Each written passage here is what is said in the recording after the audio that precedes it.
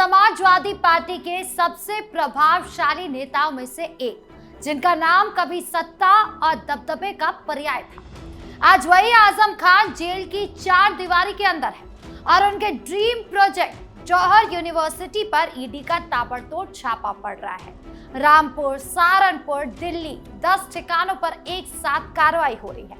Money laundering के आरोप लग रहे हैं। सरकारी ठेकों के फंड का कथित दुरुपयोग का आरोप लगा है। डिजिटल सबूत, दस्तावेज सब कुछ खंगाला जा रहा है। सपा खेमे में तो हड़कंप मच गया है।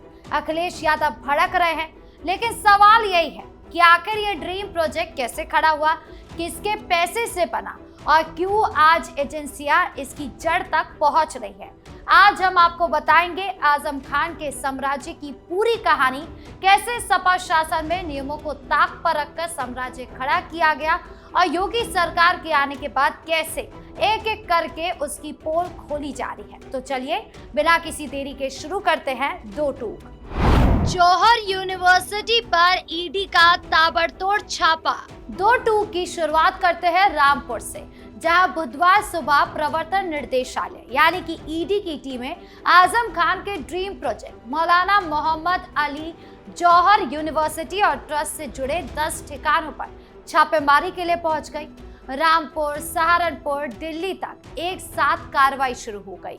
सपा नेता आजम खान, जो पहले से कई मामलों में जेल में बंद है, उनकी मुश्किलें एक बार फिर 7वें आसमान पर पहुंच गई। सुबह सुबह जब ईडी की टीमें परिसर में दाखिल हुई तो चारों तरफ हड़कंप मच गया।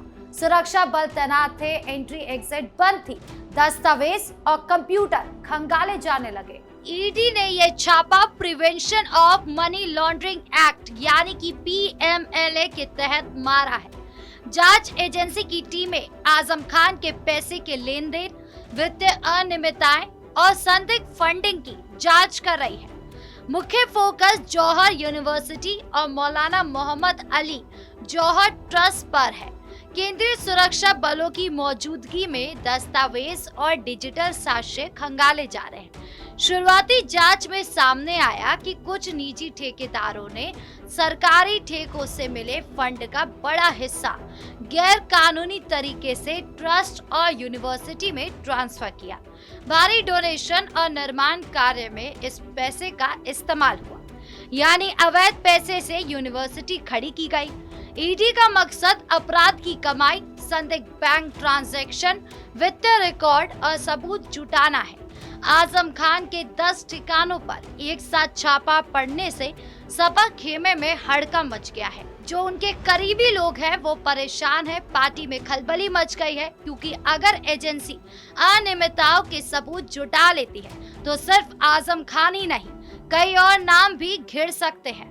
सपा नेताओं के लाख विरोध और राजनीतिक दबाव के बावजूद ईडी की टीमें अपना काम पूरे जोर शोर से कर रही है। दस्तावेज जब्त हो रहे हैं, डिजिटल सबूत खंगाले जा रहे हैं। साफ है कि योगी सरकार के शासन में किसी भी बड़े नेता की रसूखदारी काम नहीं आ रही। आजम खान का दबदबा अब एजेंसियों के आगे टिक ही नहीं पा रहा है। आजम खान का ड्रीम प्रोजेक्ट अर्थ से फर्श तक। अब रुक करते हैं जौहर यूनिवर्सिटी की पुरानी कहानी की तरफ। आजम खान का ये ड्रीम प्रोजेक्ट कभी अर्श पर था, अब फर्श पर है।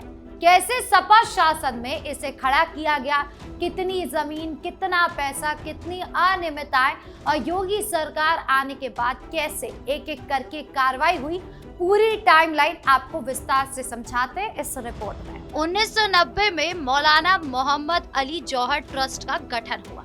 2012 में राज्य में तत्कालीन सपा सरकार से विश्वविद्यालय का दर्जा मिला। ये वो दौर था जब सपा की सरकार में बड़े नेताओं के प्रोजेक्ट आसानी से मंजूरी पा जाते थे, लेकिन उसके बाद जमीन अतिक्रमण, किसानों की जमीन कब्जाने, शत्रु संपत्ति और सरकारी जमीन से जुड़े आरोपों का सिलसिला शुरू हो गया। 2019 में 26 किसानों ने 35 बीघा जमीन पर अतिक्रमण का मामला दर्ज कराया। एसआईटी ने जौहर यूनिवर्सिटी की जमीन से जुड़े 28 मामले में 13 लोगों के खिलाफ चार्जशीट दाखिल की।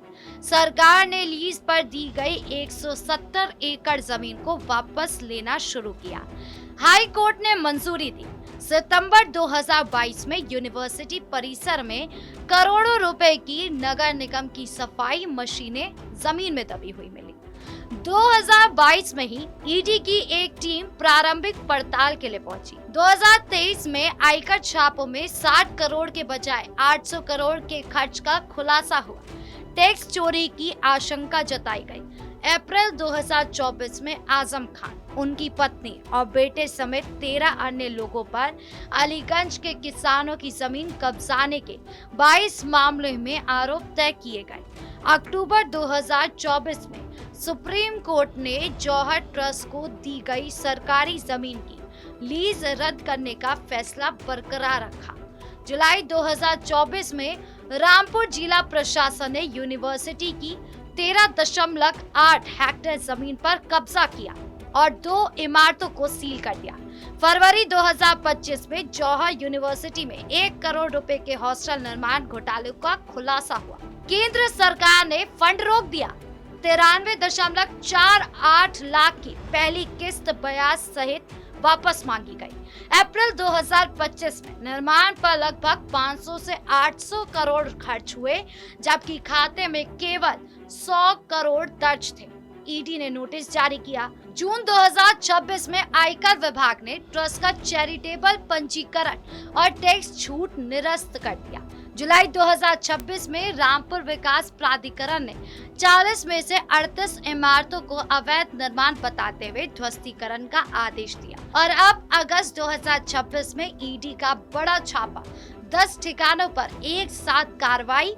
ये साफ है कि सपा शासन में जो बैरोकटॉक निर्माण और फंडिंग हुई, उसी की अब बारी बारी से सफाई हो रही है। ये लंबी टाइमलाइन बताती है कि आजम खान का ड्रीम प्रोजेक्ट कैसे नियमों को ताक पर रखकर खड़ा किया गया। किसानों की जमीन, सरकारी लीज, ठेकेदारों के फंड, सब कुछ विवादों में घिरा रहा। और योगी सरकार आने के बाद एजेंसियां एक एक करके उसकी पोल खोल रही है। कैसे बढ़ रही है समाजवादी पार्टी की मुश्किलें। यही वजह है कि आज उत्तर प्रदेश में ईडी जैसी एजेंसियों की कार्रवाई कानून का डर पैदा करने और जनता के विश्वास को अटूट रखने का प्रतीक बन चुकी है। जो लोग कयास लगा रहे थे कि समय के साथ कार्रवाई धीमी पड़ गई है, जौहर यूनिवर्सिटी पर ईडी के ताबड़तोड़ छापे ने उनके भ्रम को पूरी तरीके से तोड़कर रख दिया है। इस निरंतर कार्रवाई ने सबसे ज्यादा नींद समाजवादी पार्टी की उड़ाई है। अखिलेश यादव तो भड़के हुए हैं। उन्होंने सोशल मीडिया पर पोस्ट कर कहा कि शिक्षा, शिक्षक और शिक्षार्थी विरोधी, स्कूल बंद करने वाले भाजपाई और उनके संगी साथी यूनिवर्सिटी बनाने वालों के खिलाफ ईडी की छापेमारी कर रहे हैं, ताकि उनके 1-2% बचे हुए सांप्रदायिक संकीर्ण सोच के समर्थकों को संतुष्ट कर पाए, जबकि उन भ्रष्टाचारियों पर कोई कार्रवाई नहीं हो रही। अखिलेश ने राम मंदिर चोरी, कोडिंग कांड, एक्सप्रेसवे की बदहाली, स्मार्ट सिटी घोटाले जैसे मुद्दे भी उठाए, लेकिन अपने घर की सफाई पर चुप्पी साध ली। सच्चाई ये है कि जब जब अनियमितताएं सामने आती है, तब तब सपा नेता में खलबली मच जाती। उनके बड़े नेता और करीबी इस कार्रवाई की जद में आ रहे हैं। आजम खान पहले से जेल में है, अब उनके ड्रीम प्रोजेक्ट पर भी शिकंजा कस गया है। जनता देख रही है कि सपा शासन में जो बैरोकटॉक साम्राज्य खड़ा हुआ, उसी की अब जांच हो रही है। राजनीतिक बयानबाजी से एजेंसियों का काम नहीं रुकने वाला। कानून तोड़ने वाले और वित्तीय अनियमितताएं करने वाले जितने भी लिप्त लोग हैं इस पूरी कार्रवाई में, वो अच्छी तरीके से समझ लेना चाहिए उन्हें कि उत्तर प्रदेश में अब पुराना अराजक दौर कभी वापस नहीं लौटने वाला। सुशासन, पारदर्शिता और कड़ा प्रशासनिक नियंत्रण ही नए उत्तर प्रदेश की असली पहचान है। आजम खान का मामला इसकी मिसाल बन चुका है। तो उत्तर प्रदेश में चाहे वो जौहर यूनिवर्सिटी पर ईडी का ताबड़तोड़ छापा हो, आजम खान के ड्रीम प्रोजेक्ट की अर्श से फर्श तक की लंबी कहानी हो, सपा के काले कार्यकाल की याद हो जब अनियमितताएं फल फूल रही थी, या फिर सपा खेमे में बढ़ती मुश्किलें और अखिलेश यादव की बयानबाजी हो, हर घटना ये चीख चीख कर कहती है कि उत्तर प्रदेश में कानून व्यवस्था का बार कितनी ऊंचाई पर सेट हो चुका है। सीएम योगी आदित्यनाथ के नेतृत्व में ये साफ हो गया है कि प्रदेश की सुरक्षा और विकास से खिलवाड़ करने वालों के लिए इस धरती पर कोई जगह नहीं है। आपकी इस पूरे मामले को लेकर क्या राय है, कमेंट बॉक्स में जरूर बताएं। साथ ही ये भी बताएं कि अब आजम खान पर जो इतने बड़े नेता है समाजवादी पार्टी के, एजेंसियां आगे और क्या कर सकती है, इसको लेकर आपके इस पूरे मामले को लेकर क्या राय है। खासकर आजम खान अब आगे किस तरीके से फंसने वाले हैं ईडी को लेकर, इसको लेकर आपकी क्या राय है, कमेंट बॉक्स में बताएं। वीडियो को लाइक करें, शेयर करें और चैनल को सब्सक्राइब करना ना भूलें। देखते रहिए हमारा खास कार्यक्रम दो टोक।